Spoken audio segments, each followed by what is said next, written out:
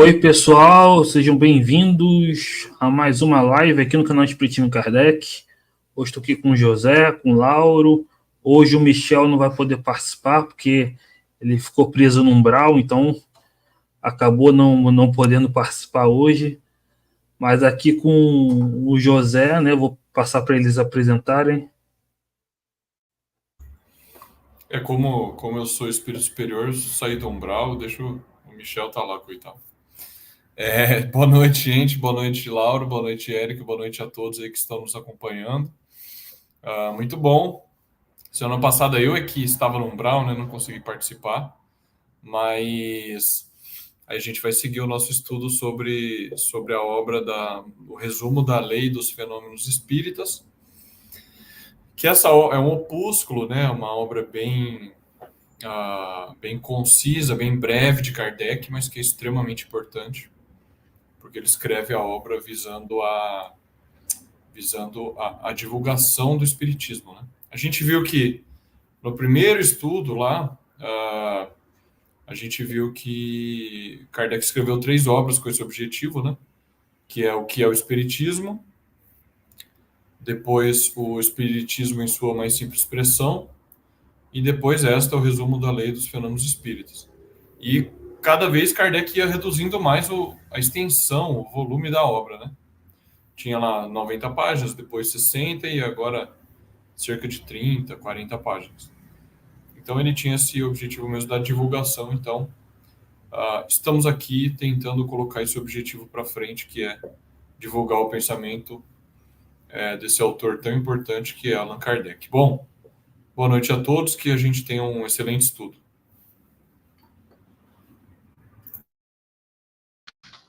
Boa noite, Érico. Boa noite, José. Boa noite a todos.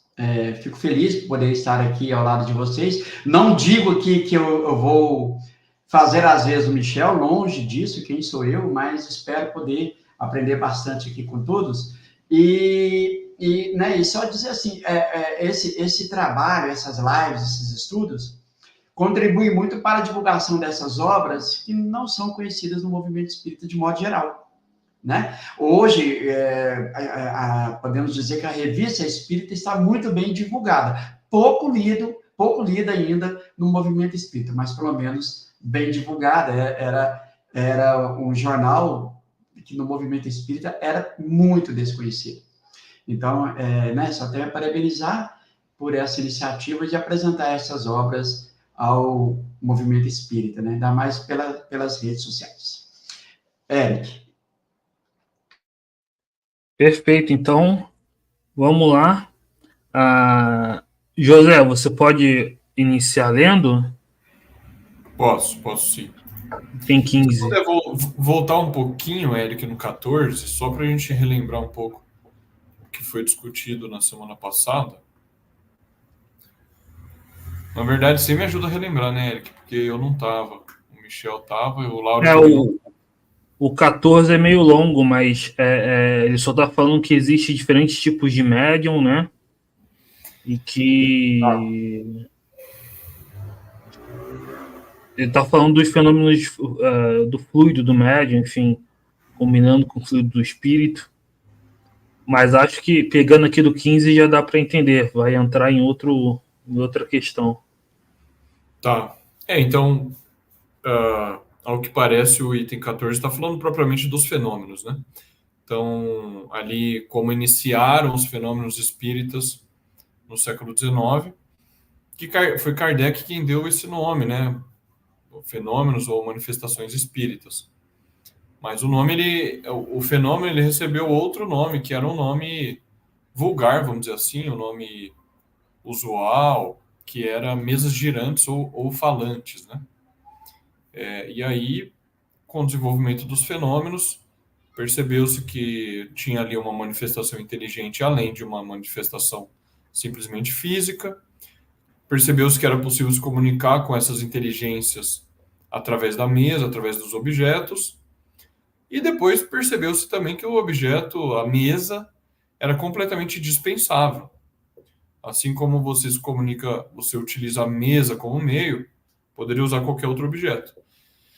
Então, as pessoas começaram a utilizar o lápis ou a pena diretamente, escrevendo a comunicação daquelas inteligências, né? Então, mais ou menos, de forma resumida, foram assim que os fenômenos surgiram. E a gente vai seguir agora para o item 15, em que Kardec vai continuar tratando dos fenômenos, mas agora do ponto de vista dos fluidos, né? Como é que essa questão dos fluidos, que é nova, que o Espiritismo traz, como é que essa questão dos fluidos ela se relaciona com a questão dos fenômenos, né? Então a gente vai lendo, depois, como habitualmente, a gente faz os comentários e depois vê o que o pessoal está comentando aí tá perguntando aí na área dos comentários, né? Então vamos lá, item 15. Quando a mesa se destaca do solo e flutua no espaço sem ponto de apoio, o espírito não a ergue com força do braço, mas a envolve e a penetra com uma espécie de atmosfera fluídica que neutraliza o efeito da gravitação, como o ar o faz para os balões e os papagaios de papel. O fluido do qual está penetrada lhe dá momentaneamente uma leveza específica maior. Quando a mesa, né? Quando ela está pregada no solo, está num caso análogo ao da campana pneumática, sob a qual se faz o vácuo. Estas não são senão comparações para mostrar a analogia dos efeitos e não a similitude absoluta das causas. Importante isso, né? Compreende-se depois disso que não é mais difícil ao espírito erguer uma pessoa do que erguer uma mesa, de transportar um objeto de um lugar para outro ou de lançá-lo em qualquer parte. Esses fenômenos se produzem pela mesma lei. Quando a mesa persegue alguém, não é o espírito que passeia, porque ele pode permanecer tranquilamente no mesmo lugar, mas é quem lhe dá impulso por uma corrente fluídica com a ajuda da qual a faz mover-se à sua vontade. Quando os golpes se fazem ouvir na mesa ou fora dela, o espírito não bate com a sua mão, nem com um objeto qualquer, mas ele dirige sobre o ponto de onde parte o ruído um jato de fluido que produz o efeito de um choque elétrico. Ele modifica o ruído, como se podem modificar os sons produzidos pelo ar. Então a gente vê aí Kardec dando a explicação dos fenômenos, né? No caso aqui, o fenômeno do movimento de objetos, dos ruídos, ou todos esses outros fenômenos que se explicam pela mesma causa, né? Isso que é muito importante, muito interessante de observar numa ciência, é quando aquele teórico, aquele cientista, ele consegue formular uma boa explicação que vai explicar um conjunto muito grande, muito variado de fenômenos. A gente vai observar isso no espiritismo, né? Pela teoria espírita, você consegue explicar uma gama muito variada de fenômenos. Muito variada, desde sonhos, visões, aparições, até movimento de objetos, ruídos, batidas. É uma gama muito variada de fenômenos que você consegue explicar pela teoria espírita, né? Isso é muito interessante. Bom, vamos diretamente ao item, então. Kardec está dando a explicação, né? E a explicação para o movimento dos objetos é a questão dos fluidos, da combinação fluídica do espírito com os fluidos do médium, né? Então, quem estudou o capítulo capítulo dos fluidos da Gênese, é um capítulo importantíssimo. Também o capítulo do laboratório do mundo invisível, certo? Do livro dos médiuns. Também já vai compreender do que se trata. Kardec, ele formula uma primeira hipótese para explicar o fenômeno. Isso é importante. Toda ciência tem isso, viu, pessoal? Toda ciência, os agentes envolvidos ali naquela investigação, eles vão formular hipóteses diferentes para tentar explicar os fenômenos. E a melhor hipótese é a que vence, né? A que vai ficar e vai se estabelecer como explicação desses fenômenos. Então, se a gente observar o capítulo do Laboratório do Mundo Invisível, Kardec vai discutir duas hipóteses para a explicação desses fenômenos. Bom, os objetos estão se movendo. Aparentemente são os espíritos que estão promovendo esse movimento. Agora, como isso ocorre? Como isso ocorre é a grande questão, né? Kardec vai investigar. Neste capítulo do Laboratório do Mundo Invisível, ele vai dizer o seguinte, ele vai dizer, olha, a nossa primeira ideia, a nossa primeira hipótese, nossa, dele mesmo, né? E de muitas pessoas que investigavam esses fenômenos. A nossa primeira hipótese era o quê? Era uma hipótese, vamos dizer assim, mais intuitiva, né? Que a gente pensaria de primeira mesmo. Olha, como que o espírito move um objeto? O espírito tem um braço, uma mão espiritual. Ele vai lá com o seu braço, com a sua mão espiritual e empurra o objeto. Pega o objeto, move, toca as teclas do piano, etc. Essa foi a primeira hipótese. Mas o que aconteceu? Nesse capítulo a gente acaba conhecendo isso. Os próprios espíritos vieram e deram uma explicação contrária. Os próprios espíritos disseram para Kardec: essa explicação não está correta. Os espíritos não possuem uma mão, não possuem um braço espiritual. E depois a gente vai saber que não possuem nenhum órgão sequer, né? Então essa explicação ela está incorreta. Bom, qual a explicação correta, então? Os próprios espíritos vão dar. O espírito ele não possui qualquer membro, mas ele move o objeto realizando a combinação de fluidos, do fluido universal. Ele usa a vontade para movimentar esses fluidos. Ele não precisa estar presente, não precisa ir lá e mexer com a mão. Por isso que Kardec diz aqui que a mesa se movimenta, e não é o espírito que está se movimentando junto, empurrando a mesa como nós faríamos aqui. O espírito está parado no lugar, mas ele movimenta os fluidos com a vontade da alma. Ele combina esses fluidos do fluido universal com os fluidos do perispírito do médium. Então a gente vai descobrir também depois que existe uma afinidade fluídica, né, entre certo espírito e certo médium. A gente vê isso o tempo todo na Revista Espírita. Haviam espíritos que se comunicavam mais usualmente com um determinado médium. Esse espírito Erasto comunica com esse médium. O espírito Santo Agostinho comunica com esse médium. O espírito São Luís com esse. Porque existe uma combinação fluídica, né?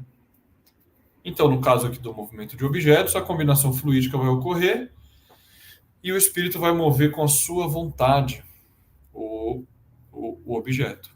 Acontece a mesma coisa com o ruído, com as batidas.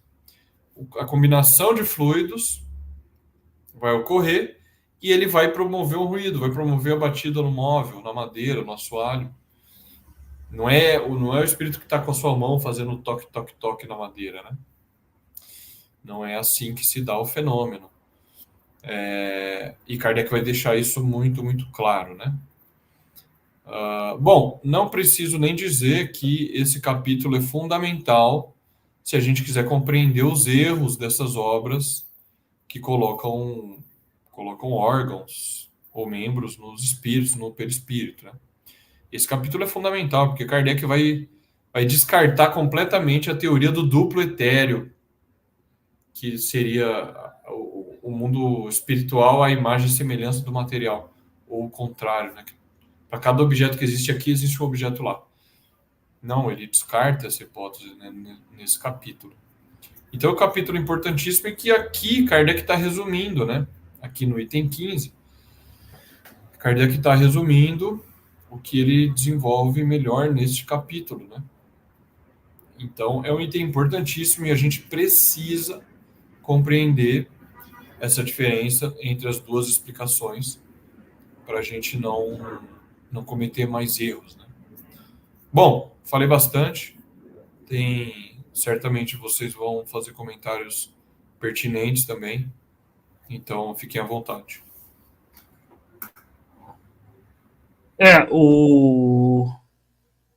O que esse trecho mostra bem é, primeiro, que o perispírito não tem órgãos, né?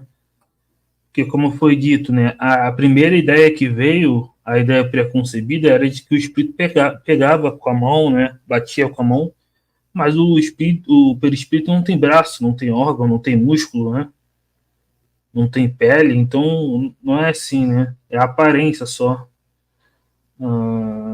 É a combinação fluídica, né, dos fluidos do médium com o espírito.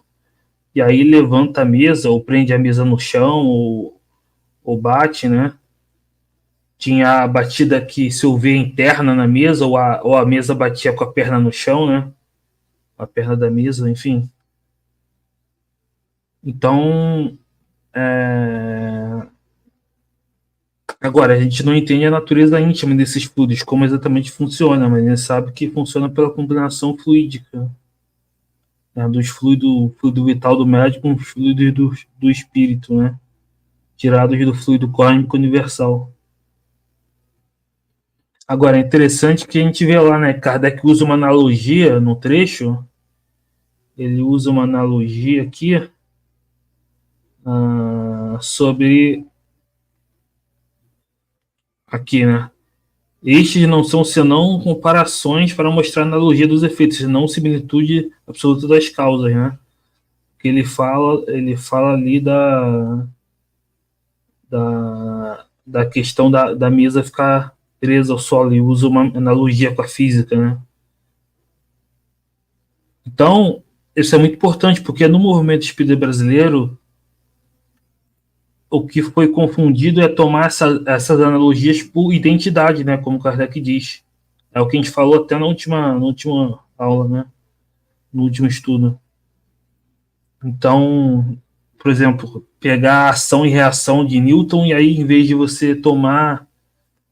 Se você não toma isso nem como uma analogia, mas você pega e literalmente quer transformar essa lei numa lei espiritual, né? Agora a moda é física quântica, né? Agora tem várias modas de pegar física, né? Estou falando de multiverso, ouvi até falando de viagem no tempo, né? Enfim, o pessoal adora pegar como se isso fizesse o espiritismo mais científico, né? Ficar pegando conceitos da física de uma ciência estranha que se aplica à matéria e exportando para o espiritismo, né? Enfim, isso não é ciência, né? Então, enfim, quando Kardec usa, ele deixa bem claro que são analogias, né? Não é uma identidade, diferente do movimento espírita que não faz não deixa isso claro, né? Então, esse trecho mostra, né? Os perispíritos não têm órgãos. Quando, por exemplo, havia o fenômeno dos pianos, né? Que tocavam, não era que os dedos ali do espírito, né? Mas era uma ação fluídica ali. E isso pode ser mais estudado, como o José falou, na Gênese do capítulo 14, no Livro dos Médiuns, no Laboratório do Mundo Invisível, né? Na Revista Espírita, né? Enfim. Só cuidado, que eu já vi pessoas no movimento espírita que, quando leem um Laboratório do Mundo Invisível, acham que Kardec está falando de um laboratório de verdade, né? O pessoal não entende o que é quando Kardec pega uma palavra para usar como uma analogia, enfim. Mas é isso, é a combinação dos fluidos do médium com o espírito, né? E é interessante, como o José falou, essa ideia não veio de uma ideia preconcebida, porque a ideia preconcebida mais simples, mais senso comum, era de que era o espírito mesmo que batia, né, com a mão. Mas aí os próprios espíritos vieram e falaram, não é isso. Então a teoria espírita ela não vem de uma teoria preconcebida de Kardec nem de ninguém.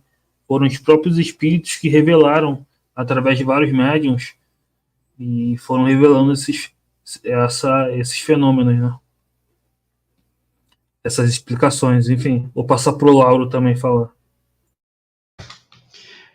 E é importante a gente, né? Estamos falando em médiums, então é importante nós lembrarmos que aqui Kardec está tratando de fenômenos de efeitos físicos, então nós precisamos de um médium que tem uma aptidão especial para esse tipo de fenômeno, né? Então tem que ser um médium para fenômenos de efeitos físicos. Esse é um ponto. E o que chama a atenção é que Kardec vai dizer o seguinte, olha, e o José abordou isso aí, o espírito, o Kardec vai dizer assim, o pensamento para o espírito é tudo.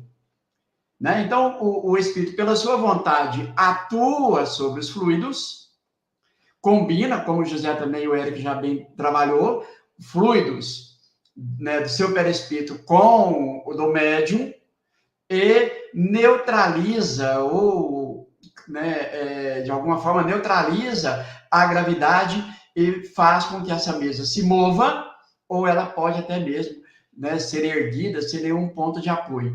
Nós temos que lembrar aqui que o fluido, ele é imponderável, ele não tem peso. Então, se o espírito, ele é revestido por um aglomerado de fluidos, então, pessoal, o que não existe para o espírito é lei da gravidade. Lei da gravidade é para nós, espíritos encarnados, né? Então, quando o espírito envolve uma mesa com essa combinação fluídica, de alguma forma, ele neutraliza a gravidade e ele consegue fazer com que esse objeto se mova, seja erguido aí, provoque ruídos, enfim, né? O importante é mas como ele faz ele neutraliza essa gravidade?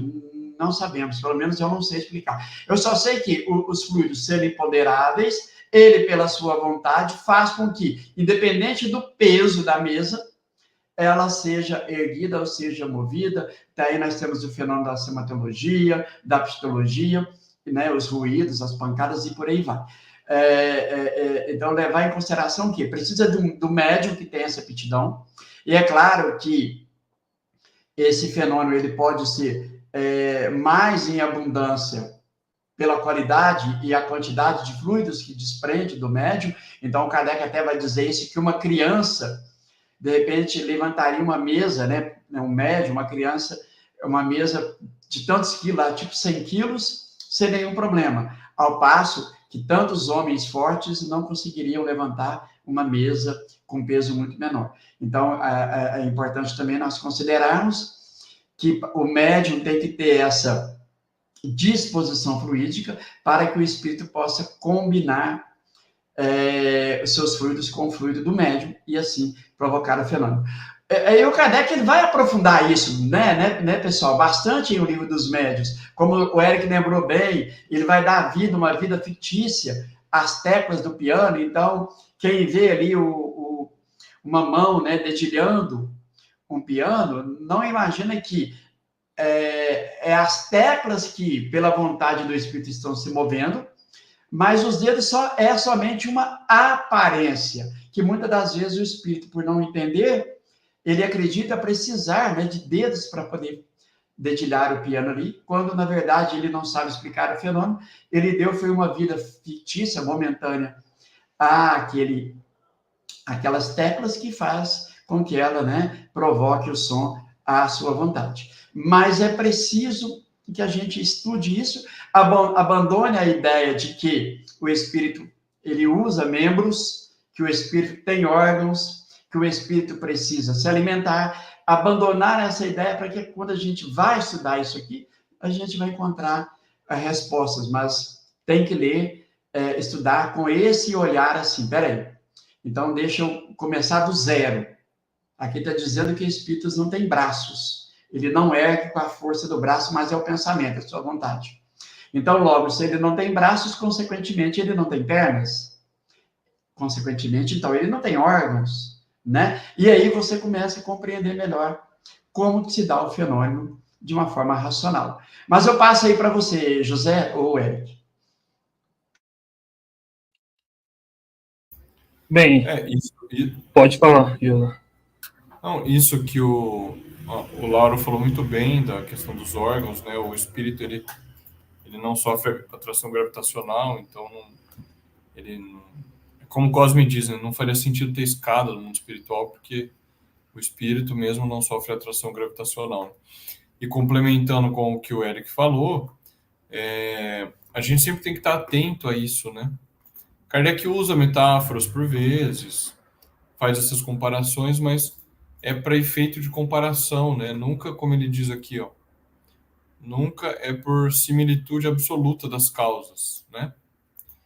Então, quando ele está comparando aí com balão, por exemplo, a comparação é muito boa. É muito boa. É óbvio que o espírito não se relaciona com o ar. O ar não é possível de levantar o espírito. A gente não pode entender em sentido absoluto essas comparações. A comparação é só para dizer o seguinte, olha, no caso do balão, você tem o ar, que é vamos chamar de fluido, vai? Só para usar o termo do lado do século XIX que Kardec usava. Você tem um fluido imponderável, que é o ar, e que levanta um objeto de massa muito grande, como o balão. Por uma simples mudança de temperatura, né? Se a gente parar para pensar na ideia do balão, você tem uma chama ali, aquele balão que as pessoas entram, né? Ele tem lá e sobe. Quando acende a chama, eleva a temperatura do ar ali e ele faz o balão levitar. O que Kardec está dizendo é o seguinte, olha, não há nada, só acredita que são muito estranhos os fenômenos espíritas quem não conhece a causa deles, quem não compreendeu o funcionamento deles. Porque se você entende que existem fluidos e que o espírito combina o fluido com o médium, é muito natural, está na natureza esse fato, essa ideia de que um fluido imponderável pode levantar pesos absurdos, pode levantar objetos com massas muito grandes. A eletricidade é uma coisa completamente imponderável para a gente. Eu estou usando imponderável no sentido amplo, tá? É claro que eletricidade, os físicos, eles medem, tem ampere, tem as unidades de medida, corrente, etc. Eu estou querendo dizer imponderável no sentido que a gente não vê, a gente não toca, a gente não pega. Assim como o ar, como o magnetismo. E o fluido espiritual é mais um desses, né? A gente não toca, não vê, mas ele não se faz menos presente, ele não se faz sentir menos, e a prova disso são esses fenômenos, né? Então, é uma ideia perfeitamente racional, que está dentro da natureza, não é preciso recorrer ao sobrenatural. É uma explicação perfeitamente científica. Quem quiser estudar o que é uma explicação científica, vá buscar noções da filosofia da ciência para compreender melhor isso. Porque quando você estuda o que é uma explicação científica, a maneira como um cientista busca explicar os fenômenos, você vê perfeitamente que Kardec está fazendo exatamente isso na sua obra, explicando esses fenômenos.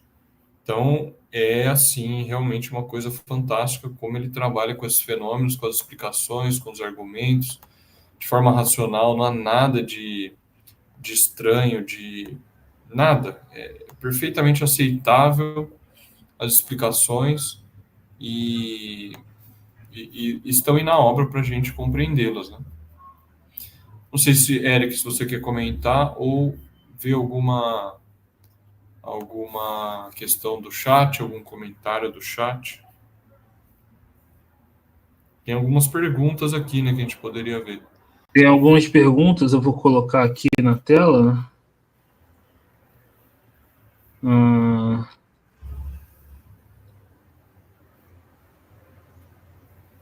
Tem pergunta A primeira pergunta aqui do Alex. O Alex pergunta: José, a tua pessoa disse que não existe braço espiritual, braço no perispírito, mas vai falando. O perispírito não se apresenta no formato de um corpo completo na parte física? Corpo aparentemente na parte física, como disse? Sim, a aparência do corpo físico o espírito pode tomar, e frequentemente ele toma, para se fazer perceber pelos homens, né? Ele toma a aparência do corpo físico, mas pode tomar a aparência que ele quiser, né? Essa é a questão. Pode tomar a aparência de uma pedra, de um animal, de uma caneta, aparência de homem, de mulher. Ele pode tomar a aparência que ele quiser, porque os fluidos se modificam segundo a vontade do médium, o pensamento do espírito. O pensamento e a vontade, ele modifica segundo a aparência. Agora, como o Lauro lembrou, não é porque você faz uma pergunta para o espírito e ele afirma com todas as letras que ele tem sim aquele braço, que ele tem estômago e etc., mas não significa que ele de fato tenha. Simples assim, os espíritos, muitos deles, a gente aprende isso com Kardec, são ignorantes com relação à sua própria condição. Pode acontecer de muitos de nós espíritas que estudamos a obra de Kardec, a gente conhece mais da situação do espírito do que ele mesmo, que está lá no mundo espiritual. Porque os espíritos, eles ainda têm a marca das ideias da Terra. E se ele tinha esses preconceitos na Terra, se ele acreditava nisso na Terra, e ele não compreende bem as leis do mundo espiritual, ele vai dizer que ele tem sim um braço, que eu estou tocando o piano com os meus dedos espirituais, tenho certeza disso. Ele pode até ver os dedos dele, mas não significa que ele tenha de fato. Aparência é uma coisa, órgão é outra.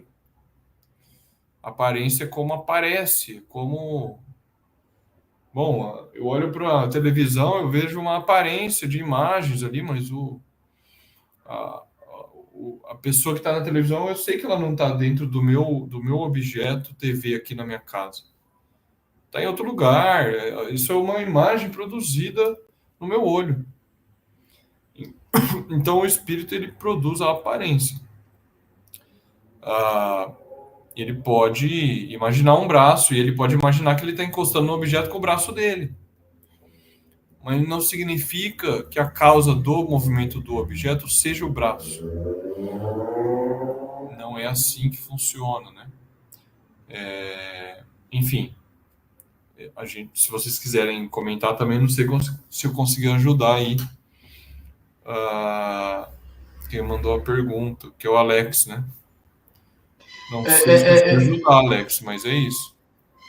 José e Alex, pessoal, o Eric, toda vez que nós pensarmos, né, que o espírito, já que ele apresenta com uma forma, uma aparência humana, nós temos que lembrar o seguinte: bom, então se eu digo que o braço, ele tem braço e ele usa esse braço, eu tenho que pensar que esse braço tem que ter músculos, que esse braço tem que ter pele, que ele tem que ter unhas, e nós vamos ver isso.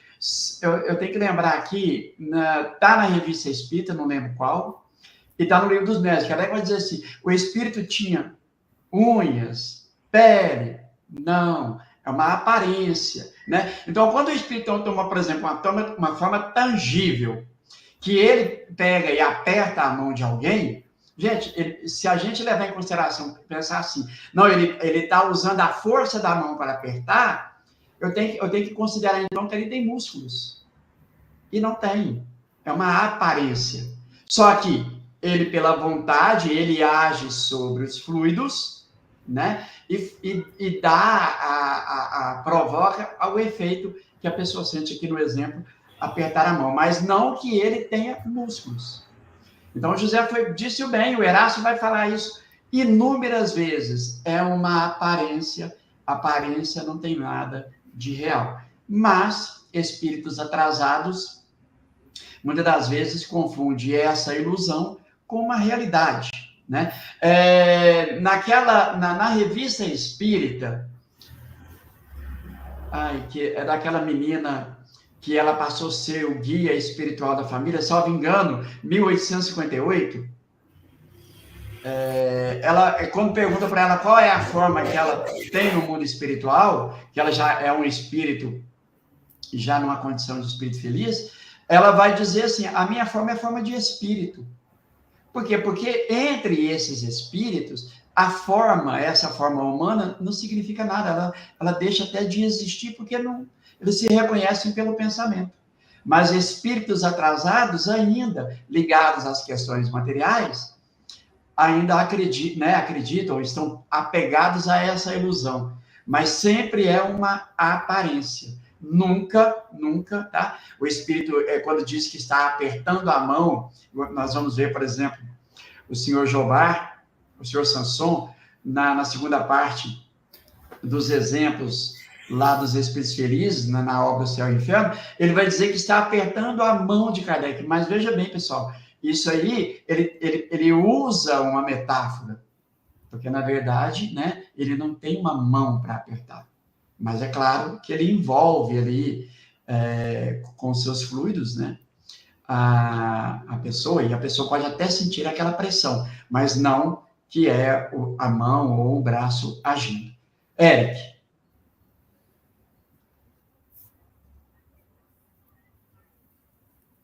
Eric, antes de passar para a próxima pergunta, eu queria só fazer um comentário para o Lauro, sobre o que o Lauro falou, mas se quiser comentar, pode comentar.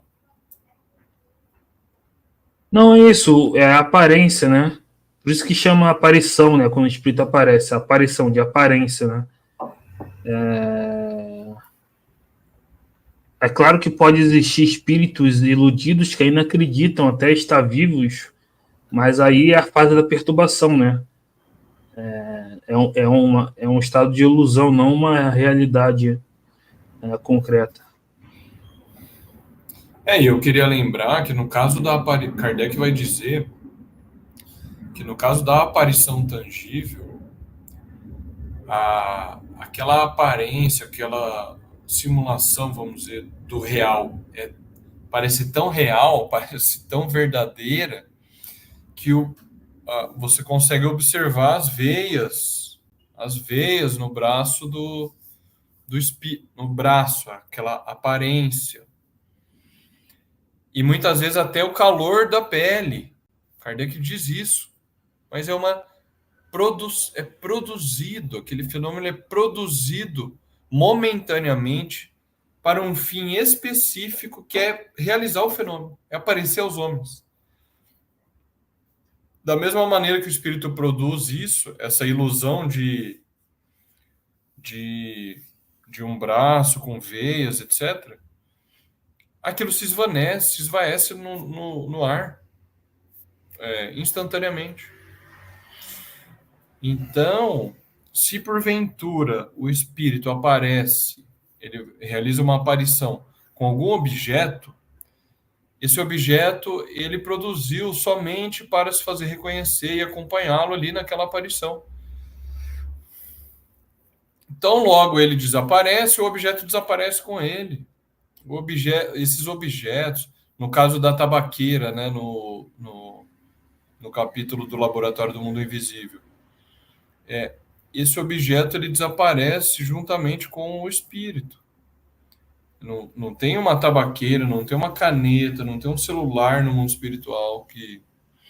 Percebe? Essas analogias a gente cai num erro muito grande, né? Se for tomar ao pé da letra.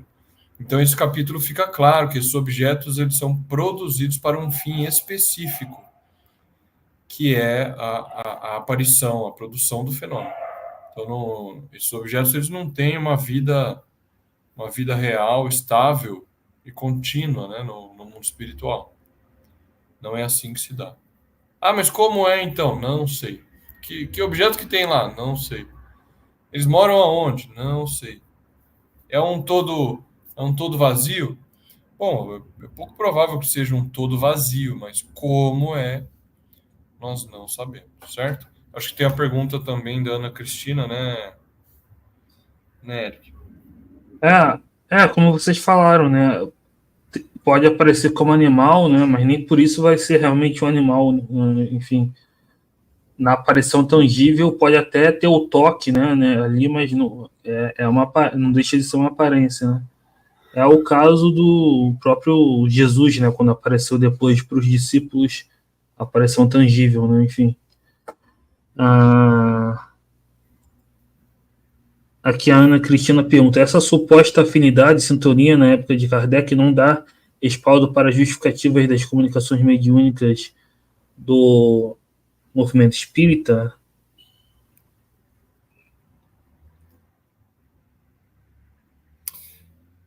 Bom, eu não sei bem o que a Ana Cristina quer dizer com afinidade e sintonia na época de Kardec. Talvez ela esteja se referindo à combinação fluídica, né, do fluido do médium com o do espírito. Se for isso, eu não vejo qual seria a relação disso com a justificativa das obras do movimento espírita. Realmente, se eu entendi bem, eu não vejo essa relação, tá? Não consigo entender, não consigo ver essa relação. Também não entendi a relação. Ela coloca, aparecer tem um significado e aparência tem outro significado, enfim. Não, no caso, a aparição, a aparição tem a ver com a aparência. Aqui o Alex, ele pergunta sobre os espíritos superiores que não aparecem como animais. Para aparecer como animal, normalmente não vai, com certeza não vai ser um espírito superior, né? Que vai aparecer como um animal, ainda mais se for um animal medonho, enfim. Poderiam, mas a gente pensa, qual é o objetivo, qual é o fim? Para que um espírito superior se prestaria a isso? É essa a questão, né? Agora, o que a Ana Cristina comentou de aparecer e aparência tem dois significados, tem que ver de onde vem esse significado, né? Do dicionário, é do dicionário ou é da própria obra de Kardec? Mas, independente disso, para o nosso objetivo da discussão aqui, aparecer no sentido de tornar-se visível e aparência no sentido de ter uma determinada forma, dá no mesmo, né? Ele vai, se ele se tornar, percebe? Se tornar visível para nós homens é ter uma forma. A gente não consegue pensar num objeto sem forma, né? Para pensar, um objeto sem forma. Não conseguimos, o homem não consegue pensar num objeto sem forma. Então, aparecer, tornar-se visível é também ter uma determinada forma. Ele vai aparecer de alguma maneira, de alguma forma. É isso.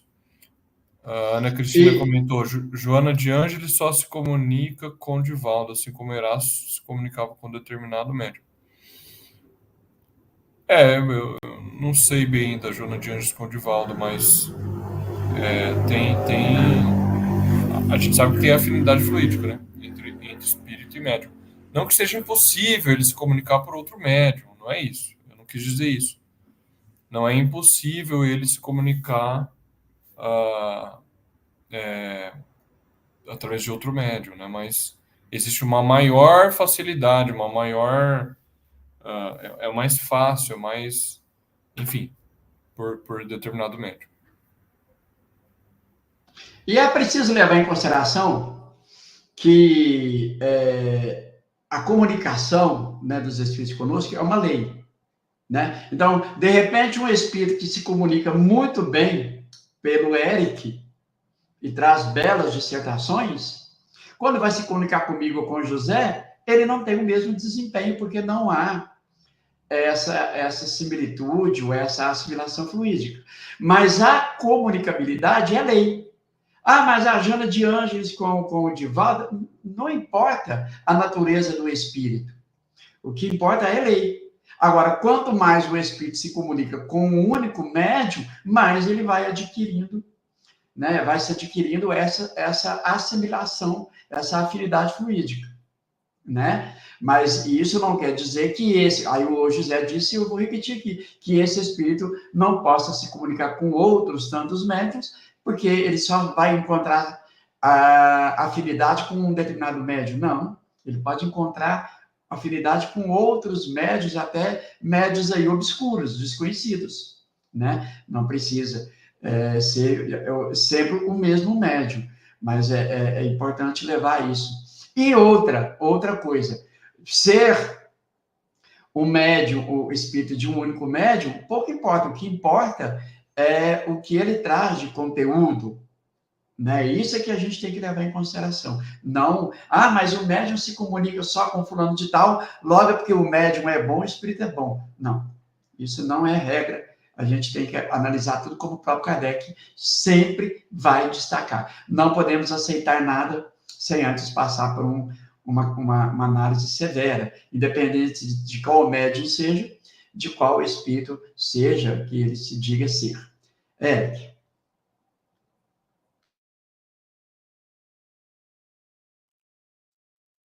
Aí, na sociedade parisiense tinha isso, né? Tinha um médium pro Erasto, tinha um médium específico pro Erasto, né? Mas não quer dizer que fosse impossível se comunicar por outro, quer dizer que tinha uma afinidade fluídica melhor com aquele médium para dar a melhor comunicação, né? Enfim, aqui o Luciano pergunta, então não é necessário matéria orgânica para o espírito se comunicar?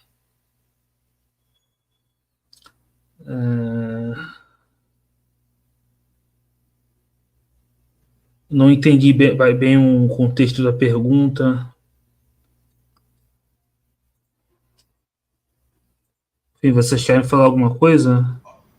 Então, eu acho que eu entendi aqui, e aí, Luciano, você me corrige aqui. Olha, o que há é uma afinidade fluídica, então, para que aconteça o fenômeno, sempre tem que haver um médium, seja ele fenômeno de efeito físico, seja um médium intuitivo, inspirado, ou seja como o que ele for. Tem que haver um médium. E o médium é o quê? É o espírito encarnado. Então, ele dispõe desse fluido que nós vamos chamar fluido humano, né?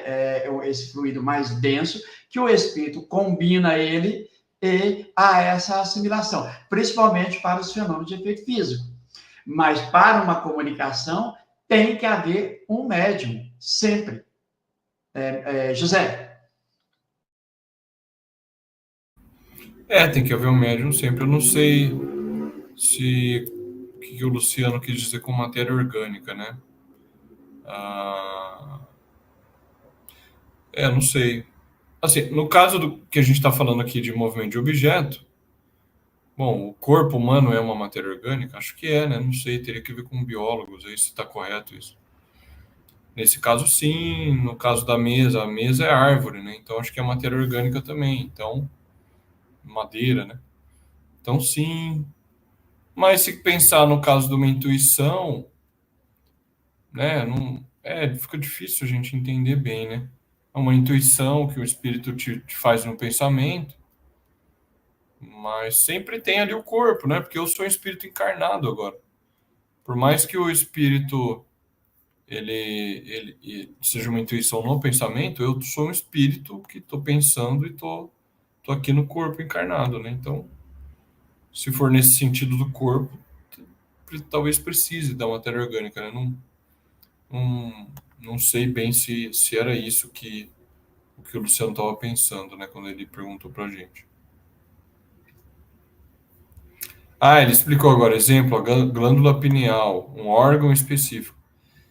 A gente comentou sobre isso aqui já, né? O Eric, o Lauro podem comentar também. Kardec, isso é em Allan Kardec, né? Kardec não colocou nenhum órgão específico, né? Até onde eu sei, ele não colocou nenhum órgão específico para o exercício da mediunidade. Até onde eu sei, não, né? E isso é uma teoria antiga, né, da glândula pineal. Ela foi retomada contemporaneamente aí por alguns, até o Sérgio Felipe, Sérgio Felipe de Oliveira, né? Acho ele é um médico aqui de São Paulo que retomou essa teoria, mas ela é muito antiga, ela vem desde Descartes, né? Que era o filósofo moderno lá do século XVII. Ele imaginava que tivesse um órgão, a glândula pineal, e que ela servisse de meio de ligação da alma com o corpo, né? Kardec não entrou nisso e enfim, para a gente produzir os fenômenos espíritas, observar os fenômenos e experimentar com eles, é completamente dispensável essa noção da glândula pineal, se é ou não, né?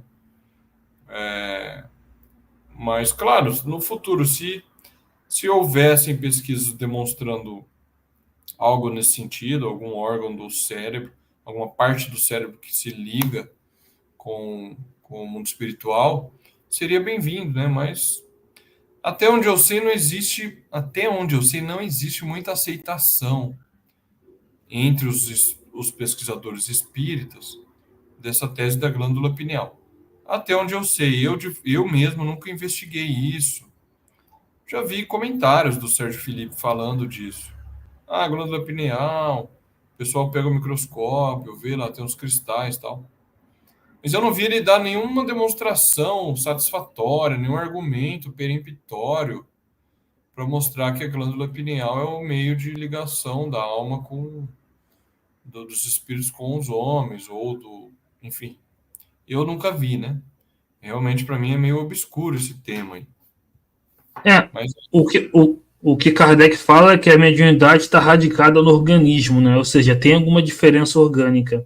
Agora, Kardec não especifica o que é exatamente essa diferença, até porque isso tem a ver com... vai estar ligado à qualidade dos fluidos, né?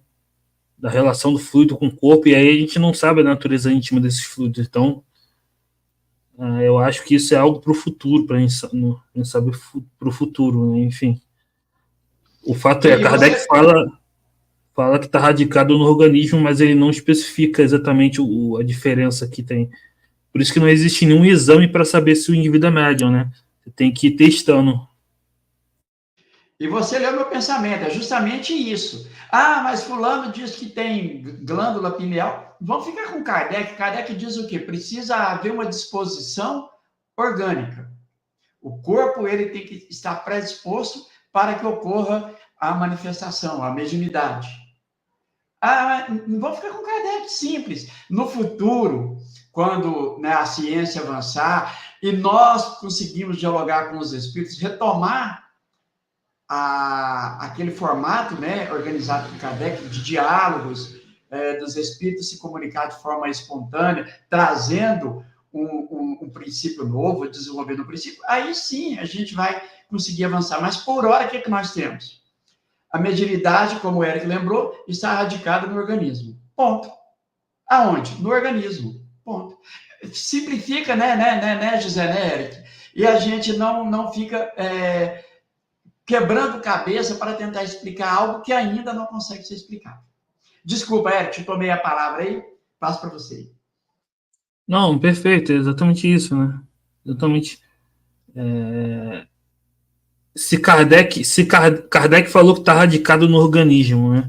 Se Kardec não explicou exatamente o que era esse radicado no organismo na época dele, é porque faltava conhecimentos dessa natureza, que isso envolve os fluidos também, né? Que a gente não sabe a natureza íntima. Então, isso fica para o futuro a gente saber, né? Enfim, você pode levantar hipótese da glândula pineal, mas de fato a gente não sabe nada disso. A Mônica pergunta aqui: o médium vidente não enxerga esse fenômeno?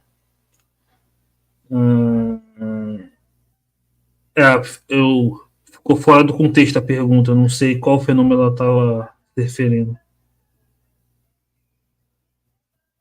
O médium vidente ele enxerga aparições, enfim. E tem fenômenos que todos enxergam, né, como o movimento das mesas, né?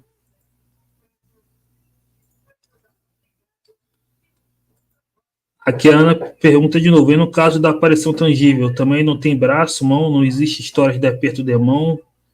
Sim, mas é o que a gente falou, né? Isso também é uma aparência. Mesmo na aparição tangível, onde há o toque, isso também é uma aparência, né? Tanto que, muitas vezes, na aparição tangível, tá lá o espírito, né? Na aparição tangível, e do nada ele desaparece, né? Ou seja, aquilo ali não é um corpo real, é uma aparência, né? Momentânea. O espírito não fica na aparição tangível o tempo todo, né? O agênere, né? Ele não dura para sempre ali. Então não é um fenômeno, né?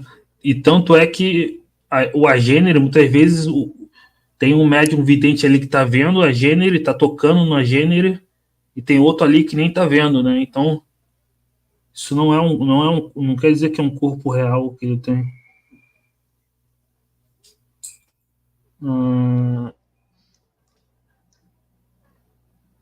Eric, enquanto você passa o olhar aí, e lembrar que o médium vidente, o que vê uma aparição tangível, ele não vê com os olhos do corpo. É um fenômeno onde a alma do médium, ele consegue, né, ver o espírito se apresenta para ele ali, ou ele vê, por exemplo, Kardec vai falar do senhor Vezi, senhor, vocês me ajudam a lembrar o nome aqui, que era um excelente médium vidente, né? Mas é diferente do sonâmbulo. Há pessoas dotadas desse fenômeno de sonambulismo que ela consegue descrever doenças no corpo físico. Então, é o espírito que tem essa capacidade de poder olhar para um corpo físico e identificar uma doença e até orientar qual tipo de tratamento, qual medicamento tomar. Mas é diferente do médium vidente, esse vê espírito. Não, ele não vê, por exemplo, igual, eu não sei se aquela pergunta está ligada ao fenômeno da glândula pineal, se for, não tem relação nenhuma ao meu sentir, porque o vidente, como eu disse, ele vê espírito. Mas, José, passo para você. Eu acho que a gente explorou bem esses temas, né? Da aparição. Essa questão da aparição tangível é a mesma coisa, né? E não é nada estranho isso. Você pega uma pedra de gelo, ela é sólida, dura, pode até machucar seu corpo. Aí você... ele leva a temperatura, vira água, depois vira vapor, ela some no ar. É a matéria que está ali tão dura que parece estar na sua frente. Aí, de repente, muda as condições. Ela se esvaece no ar. É assim, né? Não há nada de estranho nisso. Então, a aparição tangível, ele tem uma capacidade, uma propriedade de tornar-se tangível, encostar na pessoa, apertar a mão. Mas, de repente, ele se esvanece ali no ar e some, né? E instantaneamente. Isso não é prova de que o espírito tenha uma mão, né? Isso não é um argumento, não é uma prova de que o espírito tenha uma mão. De forma alguma, isso prova que o espírito tem uma mão, né? A Nelly acho que explicou melhor aqui. Acho que ela se referia a manifestações físicas, como a tecla do piano. Por isso, no momento que ela fez a pergunta, sobre a pergunta da Mônica, né? Sim. Sim, o médium vidente pode ver o médium vidente pode ver o espírito batendo na mesa, o espírito batendo nas teclas com o dedo, né? Mas é uma aparência, como a gente está falando, é aparência. Não quer dizer que porque ele viu seja aquilo de fato, né? Às vezes nem o próprio espírito entende o fenômeno que está acontecendo ali, né? Então, não deixaria de ser uma aparência. Mesmo que o médium vidente visse o espírito teclando no piano, né? Não deixaria de ser uma aparência. O que está acontecendo de fato é que é uma ação fluídica ali, né? Porque essa é a teoria estabelecida pelos espíritos. Né? Meu som tá ok? Sim. Tá ótimo, tá ótimo.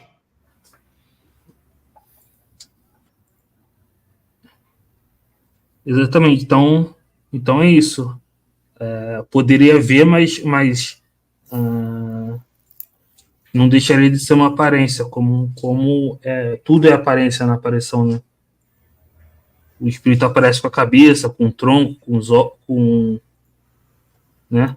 Se fosse uma realidade, por exemplo, o espírito que aparece sem cabeça, o espírito que sofreu decapitação, ele aparece sem cabeça. Então, se fosse uma realidade, ele não poderia se comunicar, né? Porque ou o espírito que aparece como um animal, será que ele realmente virou um animal? Então há retrogradação?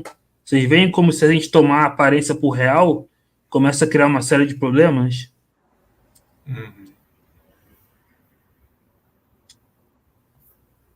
Enfim, vocês querem comentar alguma coisa sobre isso? Eu acho que é isso aí. É o mesmo caso de pensar, né, que tem órgãos do perispírito. Imagina, então, o espírito que foi aqui uma mulher, então, logo no mundo espiritual, ele tem os órgãos, né, o útero, o ovário, tudo aquilo ali. Agora, numa outra encarnação, agora ele vai encarnar como homem, o sexo masculino. Como é que fica agora? Né? Como é que fica? Já que ele tinha útero, ele tinha órgãos, e agora? Ele vai precisar fazer uma cirurgia espiritual para retirar isso. É uma série de problemas, gente, que a própria razão repele. A própria razão. Mas é isso aí, gente. Enfim, essa última pergunta da Ana a gente já respondeu, né? Que, enfim, ela pergunta sobre o médium Orlando Noronha Carneiro, que recebe muitas comunicações. Existem médiums mais ou menos flexíveis, né? Existem médiums que conseguem receber um número maior de espíritos com uma maior qualidade. Existem médiums que, às vezes, recebem um número menor, né? Que tem uma afinidade específica com alguns só. Então, vai depender do médium, né? Isso. Ela fala aqui das cartas consoladoras de muitos espíritos para os parentes, né? Então, isso vai depender das qualidades do médium.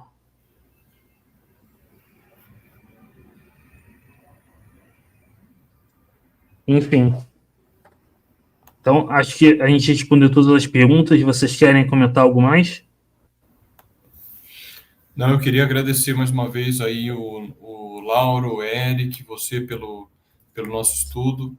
Agradecer as perguntas, os comentários, sempre muito bons, né? Eles tornam o nosso estudo mais dinâmico.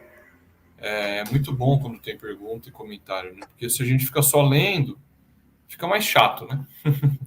Então, com as perguntas e comentários, a gente consegue deixar o negócio mais dinâmico, mais interessante. Então, sempre agradecer as pessoas. E é isso. Na semana que vem, a gente está aí de novo. A gente vai continuar o nosso estudo da obra do Resumo da Lei dos Fenômenos Espíritas. Contamos com a volta do Michel. E se o Lauro puder continuar com a gente também, ficaremos muito felizes de tê-lo conosco de novo. Desejo uma boa noite a todos e até a semana que vem. Obrigado, José. Obrigado, Érico. Obrigado a todos, né? E, pessoal, o que a gente pode dizer é: quem frequenta casas espíritas, leve esses questionamentos. Nós estamos mostrando aqui uma pequena obra, o resumo. Vá no Livro dos Médiuns, Laboratório do Mundo Invisível. Leve, tente dialogar com as pessoas que desenvolvem estudo e que defendem a ideia de espíritos viver lá como nós vivemos aqui, com as mesmas necessidades, né? Então, um pouco que a gente estuda, a gente já percebe que há um equívoco muito grande. Agradeço mais uma vez a vocês, pessoal, e claro, numa outra oportunidade aí, estaremos juntos. Um abraço a todos. Abraço, pessoal. Muito obrigado a José, ao Lauro. Esperamos que o Michel com certeza vai voltar na próxima semana. Esperamos que o Lauro também, né? Aí o trio vai virar um quarteto, né? Esperamos que o estudo continue. E é isso, pessoal. Curtam, compartilhem, se inscrevam e vamos estudar Kardec. Até a próxima.